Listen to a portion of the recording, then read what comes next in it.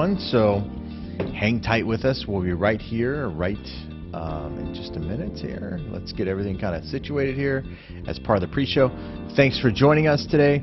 I'll get everything set up on Periscope. If you're joining us there on Facebook, thank you for doing that.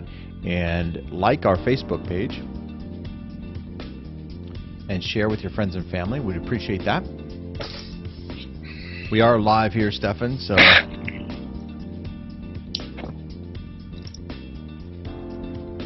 Stefan, he doesn't have his headset on yet, so he's going to join us here momentarily.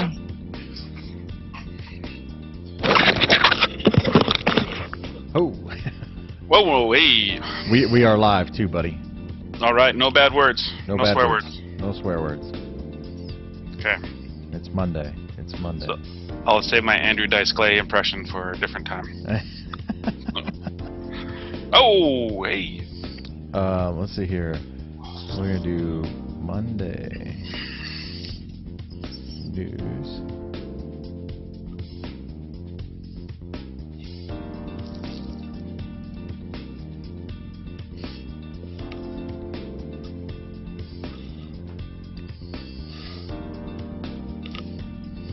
They can't see me, right? They can see you. Right. Let me get going on the Facebook.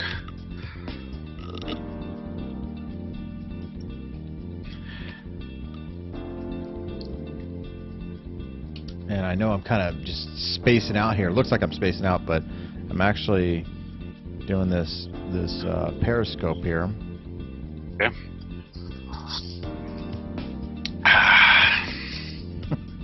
I'm drinking coffee. Where's my hashtag? There it is.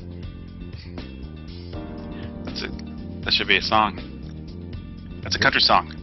Have you seen my hashtag lately? He's like, my haystack lately. Right, yeah, right. I mean, hashtag. Hashtag. Alright, let me get into my Facebook. Did you start it on yours? Are we in 22 minutes already? 22 minutes. Anybody on? Anybody watching? Can I say hi to somebody? Hang on, buddy. I'm not in the Facebook right now. Oh, okay, I'm almost there. All right, so we got the Periscope going. Good.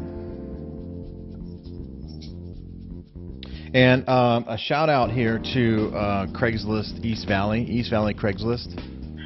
They kicked us out of that group. They kicked us out? Kicked us out. Said no promotion of real estate. I did not even realize we were in. Yeah, I put us in there. Good job. We got kicked out. So let's celebrate them. What are they? East Valley what? East Valley Craigslist. Okay, but they don't promote real estate. Apparently not. They don't allow for that. Do not allow. We do about 3 or 4 listings a day on Craigslist. The rest of the stuff, but I'm gonna promote this in my SJC real estate. I got about 5 pages, you know. I got a SJC real estate page. I got a Goodyear Arizona Homes for Sale page, and I got my own personal. Yeah. My cotton group. Hey, I got a question. Last week, you know, after the Q&As. Yeah. Okay, there it is. I did answer it. Okay, I wasn't sure. It didn't show on my phone that I answered it. So. But I thought that we'd talk about it next week, maybe, since it's a good question.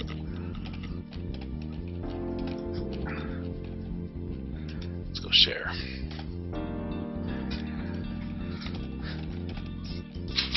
You got some playback music? Should I put on my Pandora so I can sing along to something you can't hear along to? Well, I think everybody should be able to hear music. We can't hear it because I don't want it looping in, and then it kind of gets distorted or whatever. But everybody else should be able to hear some music. So I've got it playing in the background, some elevator music. All right, post that one. We got about 5 minutes here. I'm Jayson Bates. You can hear Stefan in the background here. No, you can't. That's what my son would say. No, you can't. You can hear him knocking. Oh, that's too loud. Hold on. There you go. Don't know if that was too loud for you. Could you hear that? I could hear it. I could hear it. Little Tom Petty in the morning. Alright. Alright, Phoenix. So what we're doing right now, ladies and gentlemen, is we're sharing this, as well as you can too. Let's all share together. We're going to be sharing this on our personal pages and our other business pages. So if you have a heart at all, you would share. Please, please share. That's what people with hearts do. Right.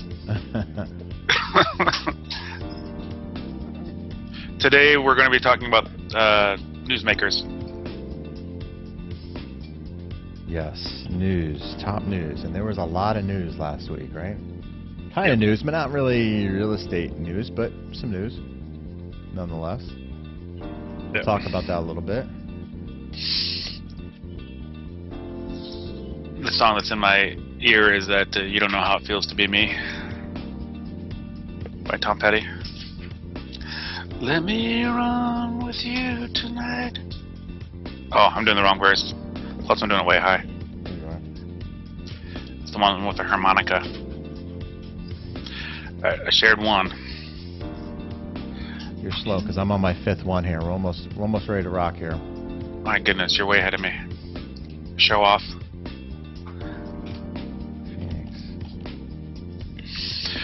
Phoenix.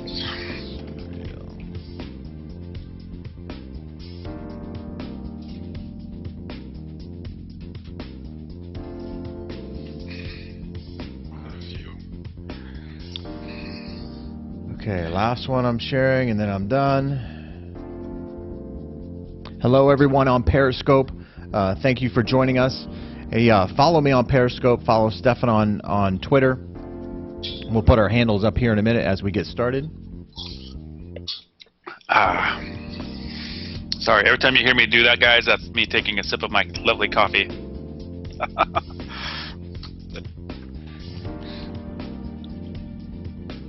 Collaborator. Where's it?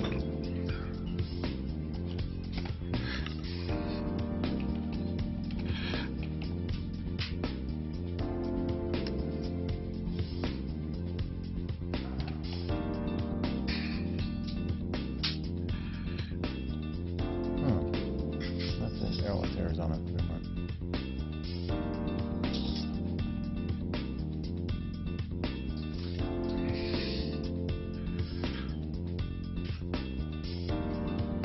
All right, it's all posted out everywhere, so we're good. Got some of my headlines here we're going to talk about. What are we talking about? Hopefully you got some stuff we're going to talk about too. Well, I watched Saturday Night Live. Did you watch that? You know, my buddy sent me a link to Dave Chappelle, right? Was the host or whatever? Was it good? Yeah, it was really good. Obviously some political stuff, but yeah, it was pretty good. All right, good. Let me see. I'm trying to think of where else I need to go. I did it on the Con group. All right, we got about a minute and a half here. This is the 22 Minutes with Jayson and Stefan show. We do this every Monday through Friday at 9 a.m. here in Arizona local time. I know we're running just about a minute late, but that's okay. It's always right around 9 o'clock. So that's why I try to put this pre-show to let you know that we are here and we're going to have a show. Today is going to be Monday top newsmakers of the week that was. So last week we'll cover a lot of the top newsmakers in real estate and talk about those and see, you know, what they mean and how they may impact our business. And then Tuesday is Tuesday Reflection. If you want to reach out to the show, you can always go to our Facebook page, message us directly from there. It's 22 Minutes, I think it is, or 22 Minutes. I think if you search 22 Minutes with Jayson and Stefan, I think it'll pop up. If you're watching us there on Periscope or on Twitter, just hashtag 22 Minutes AZ, and you can ask your questions and reach out to the show that way as well. All right. Tuesday is Trends Tuesday. Yeah, top trends in Tuesday, yes. On Tuesday Trends. All right, we got about 10 seconds here. We'll get this thing started and get this thing going. And enjoy. I'm finishing up my All right, we're going to get started here. Boom, I posted it. Our countdown has started.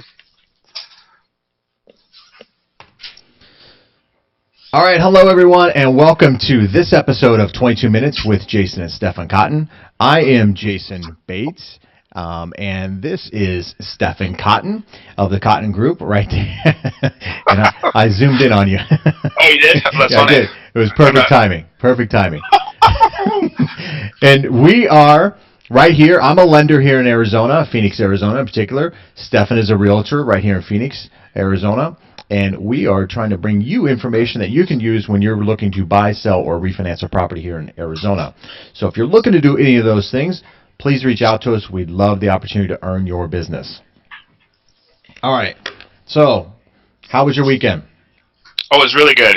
I Yeah? did 2 open houses. I saw that. Oh, well then why are you asking? I'm just kidding. I'm just kidding for everyone else. I saw it on Facebook. So if you're following, Yeah, right. go follow Stefan. You'd know he was on open house. Hey, I Smarty saw that. pants. I follow you. But yeah, it's pretty good. We have a couple getting pre-qualified with their lender to see if they can buy the house of that we walk through. So it's not very often that they want the house that you show, but sometimes it works out. This one's a house with a single level with a pool. I kind of talked about it a few weeks ago when we were talking about 4th Ave. Mm-hmm. But it's a single level house, a 3-bedroom with an office and a pool for $195. So it's a no-brainer. Beautiful inside too. Nice, nice. Hey, let's get to today's tweet quote of the day. Obviously, this weekend I had some prior obligations there on Friday, so this weekend was a little hectic for me. But I did How see was your it? It was good. It was good. Everything went Okay. well. I did see your Facebook Live, so I like that. I like that a lot. All right, let's get to the tweet quote of the day. So this one's one that I just kind of brought or saw on Twitter. I use Twitter quite a bit, so but this one here says everything will fall into place. Just be patient. And I thought this tweet here was very, very appropriate for what we're going through, given what happened last week. It was a historic week in all aspects. Very, very big. We're still seeing, obviously, a lot of people protesting, a lot of people, very emotional about what happened last week as far as our presidential election. So that's why I thought that tweet was pretty appropriate for where we're at today. They a lot of sore losers, right? It's just. Yeah, I know. I think a lot of people fearing the unknown. A lot of people not comfortable with maybe where the country may be going, and so they're certainly voicing their opinion. I don't know about you, but to me it seems like ever since the Black Lives Matter movement, and it seems like there's a lot more protesting going on than ever before. There's it's funny because we talked a little bit right before the show started about the Dave Chappelle, but he talked about the United States, and he's all like, ha ha ha, united. Yeah, right. because Right. We're so far from being united, it's ridiculous. Right. I mean, there's so many different reasons why everybody feels like their segregation or their belief system is the right one instead of working together and helping each other out, man. Yeah. Yeah, we all need to come together, right? Isn't there a Beatles song, Come Together? Right now. Right now. Over me. Okay, so I think we need to do that as a country, no question about that. Let's get to the top news makers of the week, and I need to probably put some music to this stuff here, which I'll look to do in the future, I think. Yeah. But let's get right into it. Obviously with the new President-elect Trump, he's real estate, right? I mean, this guy is the quintessential kingpin of real estate in this country, Right. pretty much, right? So there's been a lot of scuttlebutt going on about what he's going to do in relation to real estate and how to bolster the housing industry, or get more people into housing, if you will, in the United States. There's a big problem here. I've spoken about this a lot as far as affordable housing. It's Right. very, very difficult. Phoenix, although Phoenix is one of the most affordable cities in the country, and I've got an article to that effect. But more on a side note, what is he going to do to the CFPB? CFPB being the Consumer Financial Protection Bureau. There's been a lot of talk. Canadian football peanut butter. There you go. Canadian football peanut butter. Yeah. What's he going to do? Is he going to get rid of this thing? Is he going to abolish this whole entire thing? It's already been ruled that it's unconstitutional. Right. So is he going to just wipe this? And can you imagine if he wipes this thing clean?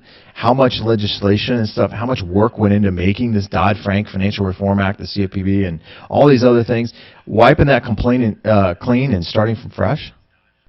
I think he was talking about, when he's talking about Obamacare, he's talking about, what is it, not repeal and something? Repeal and replace or something like that? Yeah, repeal and replace. Right.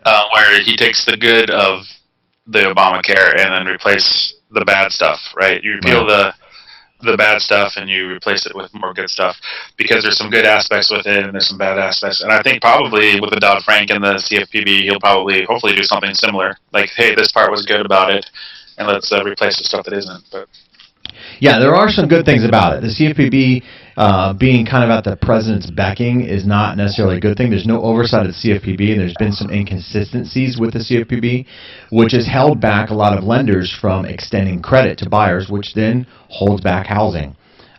So this is the argument about the CFPB. So we'll see what happens there. I think there are some things within the Dodd-Frank Financial Reform Act that are just asinine. They're just stupid. I'll just say it.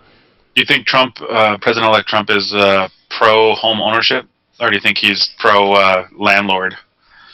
I think he's pro-home ownership, quite honestly. I think he understands he wants to create jobs, right? And a big industry, at least here in Phoenix and across the country, is housing, and building housing and everything that's related to housing. I mean, that's a lot of jobs. The auto industry did a very masterful job with their lobbyists on some of the things that they were exempt from the CFPB, right? It didn't affect them as much as it affected housing because they had stronger lobbyists there. So I think he's for housing. I think the more homeowners we get, I think the more stable the economy is. I think he gets that. So we'll see. There's definitely the path we're going right now. The way I see it, the path we're going is not good. It's not good. It's going to be more restrictive. It's going to get more expensive. We're squeezing people on every aspect of their income, which is making it more and more difficult for people to own a home. To which there's a big article this week as well in the Phoenix Business Journal. It says higher rents squeezing half of Phoenix, but still cheaper than other cities. So right now, and you and I both know this, right? And if you're renting out there, you probably know this as well. Phoenix right now, of the renters that are out there renting apartments, they are spending over 30% of their income on the rent alone, which is a high percentage. And when you talk about just on rent alone, 30% of their income on rent, that puts a squeeze on when you also have to pay insurance and just daily living expenses. And it's 30% of their gross, right? Not 30% of their net. Yeah, it's 30% of their gross. So let's take away. Let's do a simple math here. 30%. Let's say they're at the cheapest end of that, 15% of the tax bracket. Yeah. Okay, so there's 45% of their money. So they got 55% left for electricity, car bill, gas, food, cable if they got it. It's ridiculous. I didn't write the numbers down, but maybe I'll write them down for tomorrow. But because what we're finding is that's why people are using these DPAs, these down payment assistance programs, is because they're not able to save, and so this kind of gives them a leg up. When you can buy a house for $1,300 a month, or rent an apartment for $1,400 a month, it makes sense to buy a house. Get your own privacy, get out, get the tax break. But if you can't afford to move out of the rental arena, then that's where the grind is and the squeeze. Yeah, and it says 49% of renters spending more than 30%. And anything over basically right at 30% or more is considered kind of a dire strait. You can't save. You get stuck in this rut, right? Which I think is part of this movement of raising the minimum wage, thinking that that's going to, help people save more money. I don't know if I necessarily agree with that, but I think that's part of the I don't know, say motivation or part of the reasoning behind getting higher minimum wage? Well, there's not enough rentals out there anyway right now. I mean, if you wanted a Today, 4-bedroom, right. 2-bath on the west side of the valley, under 1,000, I don't think there's any. I can do a search right now, but I don't think there's any under 1,000. So then you have to go up to like 1,200. That's Right. like the west side. That's huge. That's huge. That's a lot of Yeah, homes. That's a a lot of lot of houses. homes. Now, I will say the article does go on to say Phoenix ranks 54th out of the largest 100 cities. So it's about in the middle ground when it comes to this spending. And so we got to, kind of put that in perspective there a little bit. But let me just because it does go on here to say a couple things here about renters spending over 30% of the income. Phoenix is 54th at 49%. Miami, Fort Lauderdale is first at 64%. Honolulu, Hawaii, 59%. Daytona Beach, 58%. Riverside, California, 58%. Los Angeles, 58%. It's and then let's see here, what else? San Diego, 56%. New York, which was very surprising to me, 54%. So New York is not that far, but remember their incomes there are much higher than what they are here, Right. so it's all kind of relative. Right. But it was kind of interesting I would have thought New York would be right up there, pretty high. Well, I think, and this might just be the old country folk in me, but I think they go out to eat quite a bit over there too. I mean, because that's what you do over there. So, 54% to rent, maybe 20-30% towards eating, really, Yeah. and cabs. Yeah. Yeah. All right, so let's kind of move on from that. It's kind of interesting. We'll see where that goes. I don't know. A little nervous about that. But Phoenix, as we've said in shows past, Phoenix is one of the. Excuse me, I itch my nose there. Phoenix is one of the most affordable Western cities in the country on the West Coast. Barbara Wasinger did write something saying, "How about the hidden transfer taxes on house sales, 3.8%?" Yeah. So, is that? I'm not familiar with that part. So, the hidden transfer taxes on house sales, meaning just if you lived in it for less than 2 years, is that what that is, or is that? I'm not sure. Barbara, hey, thanks for watching, by the way, Barbara. I haven't seen Barbara in a while here. I'd love to have her, on the show or do something. I think she's in Florida, by the way. She said hi, Jayson, earlier, and I liked it, but I didn't tell you that part. Yeah, I don't know. Transfer tax, I don't know what she's referring to there. I'm not familiar with that part of it. Maybe it's a Florida thing. Yeah. So I know it costs about 1% for the title transfer. You know what I mean? If we have a $200,000 home, it's $2,000 to transfer it under someone else's name. No taxes associated with it, but I'm not exactly sure what she's talking about. But I thought I'd at least address it. Maybe she'll write on here and tell me what she means. Okay, so while we're waiting on that, Fannie Mae isn't waiting to march ahead. The headline reads here: Fannie Mae is beginning to act like the old Fannie Mae. So this may scare some people. Old Fannie Mae. Old Fannie Mae. Despite the fact they don't control the future, the GSE is creating new programs such as income and asset verification tools, automated guideline protection found in day one, and especially cash out programs like student loan cash out. So what's next for Fannie Mae? If they're creating these specialty programs, they've posted, as we reported last week, some profits, very good profits, as a matter of fact. Billions. Billions. Oh, we did it together. We practiced that, everybody. Great minds think alike. Right. No practice whatsoever. That's just good. No rehearsal. Right.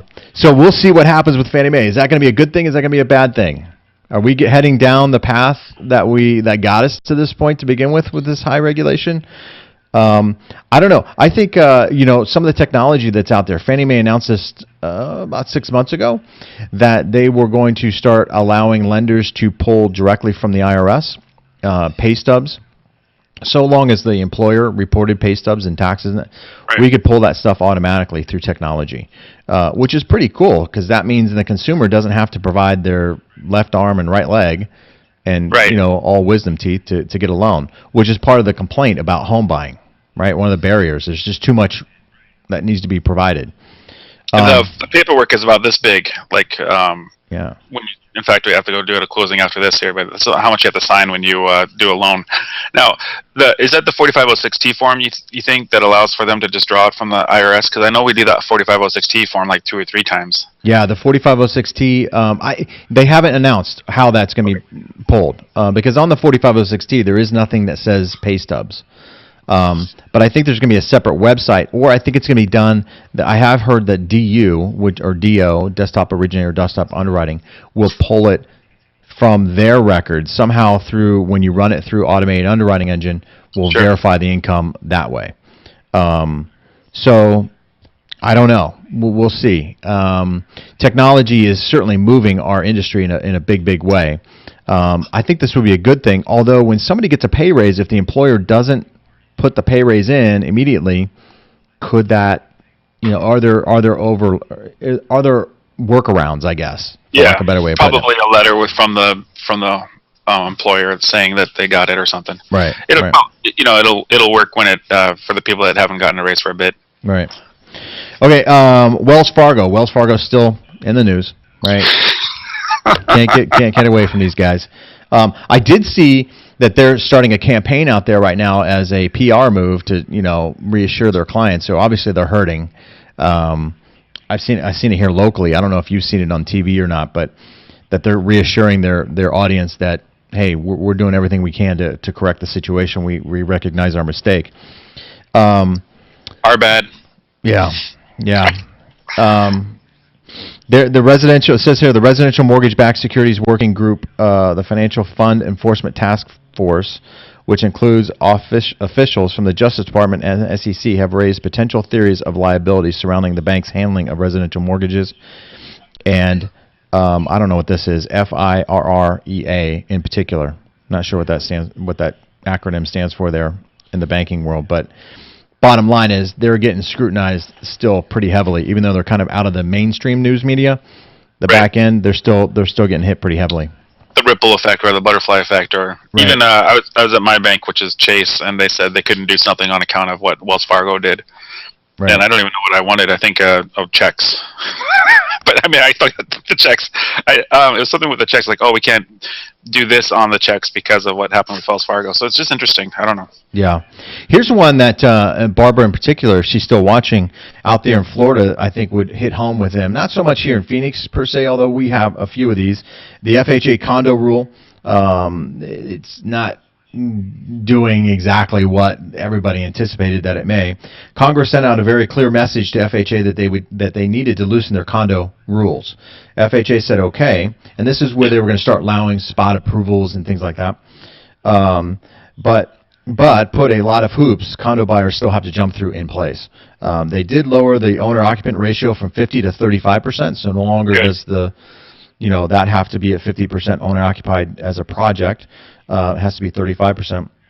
And they have proposed a rule that would allow spot condos, which I was just speaking of, spot condo approvals, which they did once allow.